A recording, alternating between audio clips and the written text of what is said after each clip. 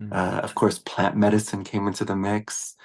As I was living in Peru back in 1996, I was led to a plant medicine ceremony, and I got to live with a tribe called the Shuar for a couple of months. And it was profound to meet plant medicine from that space. Hmm. And, I love how Papaji speaks of imaginary medicine for an imaginary disease. Hmm. And and it was really, I feel really blessed that that was my experience of it. It was like, oh, this is dream medicine for dream disease. And no Hmm. matter how much medicine I ingested, awareness was never touched. This presence was never tripping. And it was really cool to recognize the psychedelic nature of mind. Oh wow, mind is such a psychedelic. Totally. Yeah. Do you still do the like the plant medicine integration coaching? I do, yes. Oh, And I hold ceremony. Um, and it's so much fun to uh, you know, during ceremony, invite very gently a noticing of what's not touched by the medicine, of what's still perfect. aware, you I've know? been waiting for somebody to approach this in that way. That's Oh, great how to hear. fun. Yeah, a big moment, when I first did uh in noticing this moment is never touched, but then mine came back in and mine wanting to recreate the experience. So there was this sense of, oh, this is some good shit. How do I recreate this? And how do I bottle this up? And how do I...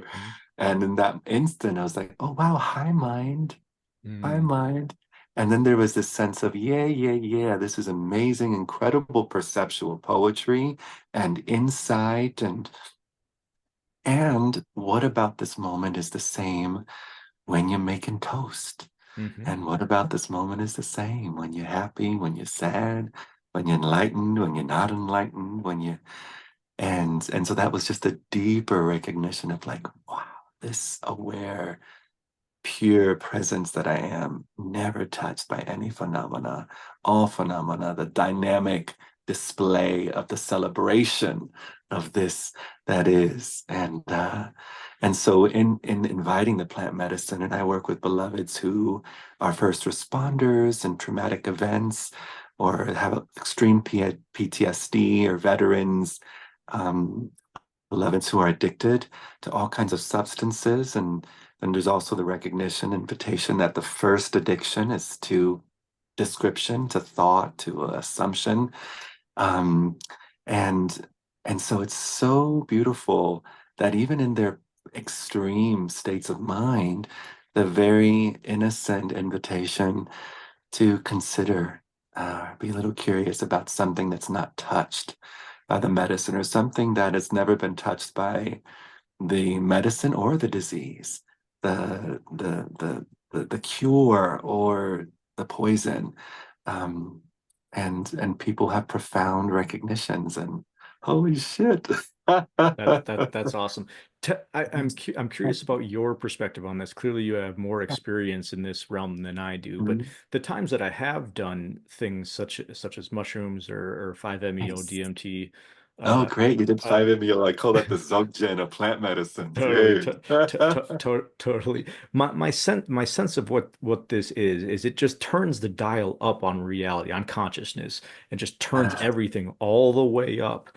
So it's like a crash course in accepting what is, full acceptance, right, radical right. acceptance, which Radical. eventually Yes. bursts into just pure vibrant consciousness and the full Yes. acceptance of all that is. Mhm. To me, that's the mode through which these plant medicines Yes. work. But Beautifully put. you know this more viscerally than I do. So how would you describe how this becomes this? Right. Well, I mean, how amazing that, as you said, it like turns up the volume of what we're usually emphasizing as mind, Hmm. and in that extreme, there's a cracking open, and there's the grace of that which is always accepting. Acceptance is a nice kind of languaging and training wheels of just getting familiar with this that is forever accepted, that has not once had a problem with itself. And so yeah, I loved how you just worded that.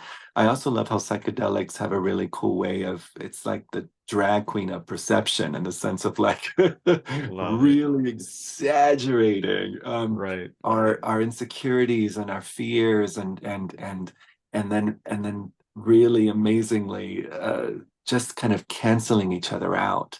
It's like it's so strong that it just kind of folds back into itself. Um, yeah, 10 yeah, out of yeah. 10 analogy, by the way. So fun. So, right. It's the drag queen of thought. Totally. That's It's exactly so what it is. Fully dressed up. Hell yeah. yes, fully dressed up. I know, so fun. And then it's how what is and then I call them permission slips, right? It's like every single modality, every single appearance, every single experience is a sweet permission slip. Then there's that point of maturity.